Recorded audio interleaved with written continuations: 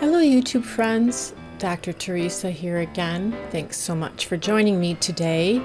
Today I'm going to talk about how I got started with Cowfish and how I got my username. This is one of my last cowfish that I had before he passed away. It all started when I had finished working with seahorses because at that time captive bred weren't available, and I was really having a difficult time finding the right size food and keeping them alive. So I took a visit to my local fish store, kind of distraught about not being able to keep seahorses at that time, and I became enchanted with my first time ever view of a longhorn cowfish. Now the one I saw was a different one from many years before and much smaller than this one.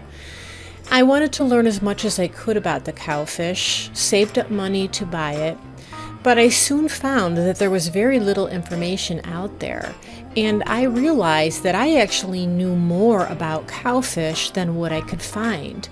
Eventually, I started writing for an aquarium magazine, Freshwater and Marine Aquarium Magazine, and I ended up writing a 3-part series about keeping cowfish.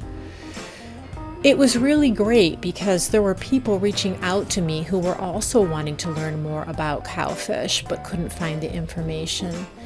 So this turned out to be a really nice experience, but because nobody else really knew that much about cowfish, I became sort of a cowfish pro or expert. Here are a couple other magazines that I ended up writing for as well. One of those magazines, my work was translated into Polish. Right now, what we're looking at is my cowfish that you saw earlier when he was a baby. Isn't he cute? He's so tiny, and look at him here. He's pretty shy, just looking out, but he was probably less than an inch back then, but as you can see, he grew pretty quickly. So it didn't take long. He got comfortable. I actually had him in my 300-gallon tank at the time, and here he is. He's capturing food, so I was feeding him at that time some frozen brine shrimp and then alternating that with some mysis shrimp.